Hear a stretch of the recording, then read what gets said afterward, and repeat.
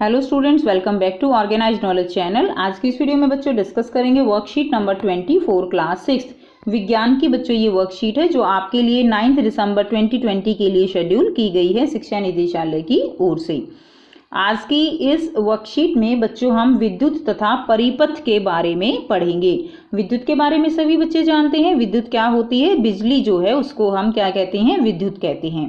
ठीक है, और साथ साथ हम परिपथ के बारे में भी पढ़ेंगे। तो बेटा आपने ऐसा निशान जो है जरूर देखा होगा कहीं ना कहीं। ठीक है, तो याद करने की कोशिश कीजिए कि ऐसा निशान जो है, ऐसा इस तरह के बोर्ड जो है लगे हुए होते हैं, तो ये ऐसे बोर्ड आपने कहाँ देखे हैं जिनके ऊपर इस तरह डेंजर या खतरा लिखा हुआ होता है? तो बेटा जो बड़े बड़े ट्रांसफार्मर हैं, ठीक है, ऐसी जगहों पर आपने इसको जरूर देखा होगा। ठीक है, तो ये जो है हमें क्या बताता है कि यहाँ जहाँ पर भी इस तरह के बोर्ड लगे हुए होते हैं, इसका मतलब है कि वहाँ पर खतरा है, वहाँ जाना नुकसानदायक हो सकता है। ठीक है, तो जहाँ पर भी खतरा महसूस होता है वहाँ पर इस तरह के बोर्ड जो है वो लगा दिए जाते हैं। चेतावनी दी गई है, कभी भी विद्युत स्विच या यंत्र गीले शरीर से नहीं छूना चाहिए। कि जो विद्युत स्विच है या यंत्र हैं उनको कभी भी गीले शरीर से नहीं छूना चाहिए, क्योंकि बेटा हमारा शरीर विद्युत का सुचालक होता है। उसमें से विद्युत धारा प्रवाहित हो सकती है जिसके कारण हमें करंट लग जाएगा। दूसरा देखिए, कभी भी विद्युत तार नंगे हाथों से नहीं छूना चाहिए। तीसरा है, कभी भी पतंग जो है वो विद्युत तारों के पास नहीं उड़ाना चाहिए। पतंग जो है वो विद्युत तारों के पास कभी भी नहीं उड़ाना चाहिए। और कभी भी विद्युत खंबे या ट्रांसफार्मर को नहीं छूना चाहिए, क्योंकि उनमें बहुत ज़्यादा हाई, आप कह सकते हो बहुत उच्च विद्युत धारा प्रवाहित हो रही होती है, इसलिए उनको नहीं छूना चाहिए। बल्ब को तभी बदलिए जब स्विच बंद हो या बल्ब ठंडा हो जाए। तो बेटा जब बल्ब जलता है तो उसके वो जो है गर्म हो जाता है, तो उसको अगर हमें बदलना है, अगर वो खराब हो गया है तो हमें उसको ठंडे होने का उसको इंतज़ार करना चाहिए, और तभी बदले जब स्विच जो है बंद हो, यानी स्विच बंद करके बल्ब को बदलना चाहिए। अब हम करेंगे विद्युत सेल जो है क्या होता है। सभी बच्चों ने विद्युत सेल देखा है, तो आपने देखा होगा उसमें इस तरह से जो है ऊपर एक इस तरह जमा का निशान होता है और नीचे किसका निशान होता है बेटा? इस तरह घटा का निशान होता है। जमा का निशान वाला सिरा धनात्मक सिरा कहलाता है और घटा के निशान वाला सिरा ऋणात्मक सिरा कहलाता है। ठीक है, उसके बाद देखिए विद्युत सेल क्या है। विद्युत सेल एक ऐसा यंत्र है जो रासायनिक ऊर्जा को विद्युत ऊर्जा में बदलता है। विद्युत सेल क्या है बच्चों? ऐसा यंत्र जो रासायनिक ऊर्जा का मतलब क्या है? देखिए आपने कभी सेल को अगर खोल के देखा हो बेटा, इसका ऊपर का कवर, तो आपने देखा होगा इसके अंदर जो है ब्लैक ब्लैक काला काला सा पदार्थ भरा हुआ होता है। वो सारा क्या है? वो सब रसायन होता है। तो ये जो विद्युत सेल है ये क्या करता है? उसकी जो रासायनिक ऊर्जा है उसको किस में बदल रहा है? विद्युत ऊर्जा में। विद्युत सेल के दो सिरे होते हैं जिनमें एक धनात्मक और दूसरा क्या होता है? ऋणात्मक सिरा होता है। अब देखिए नेक्स्ट है बैटरी। बैटरी क्या होती है? जब दो या दो से अधिक विद्युत सेलों को जोड़ दिया जाता है तो क्या बनती है? बैटरी बनती है। ठीक है, तो बैटरी में क्या बताया बेटे? जब दो या दो से ज्यादा सेलों को जोड़ दिया जाता है तो इस तरह की बैटरी बनती है। सभी बच्चों ने जब मॉडल बनाए होंगे साइंस के तो इस तरह की बैटरी जरूर खरीदी होगी और आपने जरूर मॉडल में यूज भी की होगी। ठीक है, उसके बाद देखिए नेक्स्ट है बल्ब। बल्ब क्या है? सभी बच्चे जानते हैं बल्ब हमें क्या देता है? बल्ब हमें रोशनी देता है। यानी बल्ब क्या कर रहा है? बल्ब एक ऐसा यंत्र है जो विद्युत ऊर्जा को प्रकाश ऊर्जा में बदलता है। तो बेटा ये क्या कर रहा है? ये विद्युत ऊर्जा उस जो है, यानी जो विद्युत धारा है उसको किस में बदल रहा है? प्रकाश ऊर्जा में बदल रहा है। तो ये बल्ब का चित्र है, सभी बच्चे इसके बारे में जानते हैं। कभी आपने बल्ब को ध्यान से देखा हो तो इसके अंदर इस तरह का एक तंतु होता है जिसको क्या कहते हैं? बल्ब का तंतु। और ये बल्ब के अंदर घुमावदार पतला किसका तार होता है? टंगस्टन का तार। टंगस्टन बेटा एक धातु है, ठीक है ना, उसका तार होता है जो किनारों से दो मोटे तारों से जुड़ा होता है। देखिए ये रहे दो मोटे तार और उनके बीच में ऐसे घुमावदार तंतु जो है ये क्या है? ये बल्ब का तंतु है।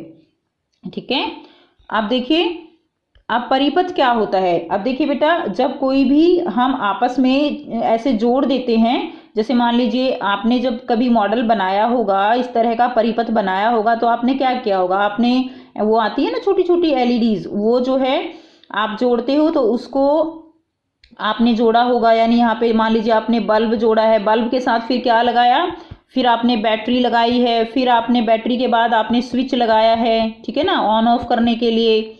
उसके बाद क्या है, उसके बाद जो है आपने उसको सीधा किससे जोड़ दिया होगा, बल्ब से जोड़ दिया। फिर जब आप यहाँ से ऑन ऑफ करते हो तो बल्ब जो है वो जलता है। तो बेटा इस तरह से ये क्या बन गया है, ये एक पूरा परिपथ है। हमारे घरों में भी ऐसा होता है ना, आप पंखा चलाते हो या बल्ब जलाते हो तो क्या होता है, आप स्विच को ऑन करते हो, ऑफ करते हो, तो ये पूरा क्या बनता है, ये पूरा एक विद्युतीय परिपथ बनता है। क्या होता है, परिपथ। अब देखिए बेटा क्या होता है कि परिपथ को दर्शाने के लिए हम हर बार ना तो बल्ब बना सकते, ना बैटरी बना सकते, पूरा स्विच बनाना पड़ेगा। तो इसको आसान करने के लिए हमारे पास क्या होते हैं, कुछ चिन्ह होते हैं, विद्युत अव्यय के चिन्ह, ठीक है। जैसे तार जो है, तार को हम लाइन से दिखाते हैं। स्विच ऑन की स्थिति में जो है हम कुछ इस तरह से दिखाते हैं कि ये हमारे पास है, और ये क्या है, ये स्विच जो है ऑफ हो गया। अब इन तारों को अगर मिला दें तो ये जो है क्या हो गया, स्विच ऑन हो गया, ठीक है। अब बेटा बल्ब को कैसे दिखाएंगे, बल्ब को हम कुछ ऐसे दिखाते हैं, तो ये क्या हो गया, ये बल्ब हो गया।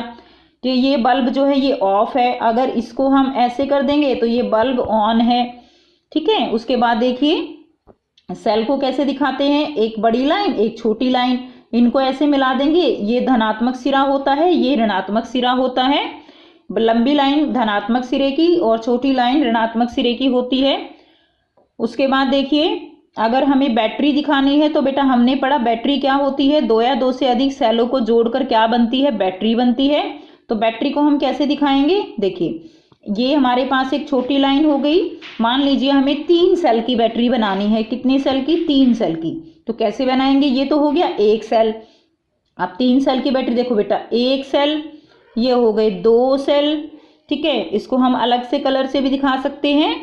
तो देखिए ये 2 सेल हो गए ना, ये हो गए 3 सेल, ठीक है। अगर हम इसको अलग से दिखाएं तो ये देखिए ये हो गया ना, ये वाला दूसरा सेल हो गया। अब ये 3 सेल हो गए ना, अलग अलग कलर से दिखा दिए हमने। तो अब देखिए इसको हमने जोड़ दिया किससे, तार से। ये हमारे पास तार है, तो ये क्या बन गई, ये बैटरी बन गई। अब इसको कैसे है, ये तो जो है जोड़ने पड़ेंगे ना, इसको बड़े वाले को छोटे से, फिर बड़े वाले को छोटे से, ऐसे हम इनको जोड़ देते हैं। अब ये बन गई बैटरी, वो भी कितने सेल की, 3 सेल की बैटरी, ठीक है। तो ये होते हैं हमारे विद्युत अव्यय के चिन्ह। अब जैसे हमने पहले विद्युत परिपथ दिखाया कि मान लीजिए हमने तार लिया, तो बेटा हमने तार को ऐसे दिखाया। उसके बाद हमने इसके साथ जोड़ा एक बल्ब, तो ये मैंने इसके साथ एक बल्ब जोड़ दिया। उसके बाद हमने इसके साथ बैटरी जोड़ी, तो बैटरी को हम कैसे दिखाएंगे, ऐसे। मान लीजिए 2 सेल की हमारे पास क्या है, 2 सेल की हमारे पास बैटरी है, ये हमने जोड़ दी बेटे बैटरी, ये प्लस इसका, ये माइनस इसका, ठीक है। उसके बाद इसके साथ मैंने स्विच जो है जोड़ना है, तो ये हमने जोड़ दिया स्विच, ठीक है। ये अभी क्या है, स्विच ऑफ है, तो हमने इसको ऐसे जोड़ दिया। ये क्या बन गया, ये विद्युत परिपथ बन गया। लेकिन अब ये परिपथ कैसा है, अब ये परिपथ जो है यानी इसमें बल्ब जो है वो हमारा बंद है, यहाँ पे जल नहीं रहा है, ग्लो नहीं कर रहा है। क्यों नहीं कर रहा है, क्योंकि हमारा ये परिपथ खुला परिपथ है। यहाँ स्विच ऑफ है तो तार में से विद्युत धारा प्रवाहित नहीं हो रही, इसीलिए ये बल्ब नहीं जल रहा। तो ये परिपथ कैसा है, ये परिपथ खुला परिपथ है, ठीक है। अब अगर हम इसके तार को जोड़ देते हैं, तो जैसे ही ये तार मैंने इसके साथ यहाँ पे स्विच ऑन कर दिया, अब ये क्या हो गया, स्विच ऑन हो गया। तो ये बल्ब जो है ये क्या करने लगेगा, ये बल्ब जो है जल जाएगा, यानी ये ग्लो करने लगेगा, ठीक है। तो अब ये क्या है, ये हमारा बंद परिपथ है, ठीक है बेटा। कैसा परिपथ है, बंद परिपथ है। तो आई होप बेटा आपको ये समझ में आ गया। तो इस तरह से चिन्हों के द्वारा हम परिपथ को दर्शाते हैं। आइए अब हम अभ्यास करें। पहला प्रश्न है, क्या विद्युत धारा का प्रवाह होगा जब तारों के दोनों किनारों के बीच में दूरी है। तो बेटा तार के 2 किनारे हैं, इनके बीच में दूरी है, तो ये कैसा परिपथ होगा, ये खुला परिपथ होगा और उसमें से विद्युत धारा प्रवाहित नहीं होगी। तो आइए बेटा करते हैं इसका आंसर। सो बेटा आप यहां से लिखेंगे, दोनों तार आपस में जुड़े हुए नहीं हैं, जिसके कारण परिपथ खुला है और इसी कारण विद्युत का प्रवाह नहीं होगा, ठीक है। तो परिपथ खुला होने के कारण विद्युत का प्रवाह नहीं होगा। नेक्स्ट देखिए प्रश्न है, निम्नलिखित किन वस्तुओं में विद्युत ऊर्जा का प्रयोग होता है। तो किन वस्तुओं में विद्युत ऊर्जा का प्रयोग होता है उनको हम यहाँ पर क्या कर देंगे, सर्कल कर देंगे, ठीक है, जिनमें प्रयोग होता है।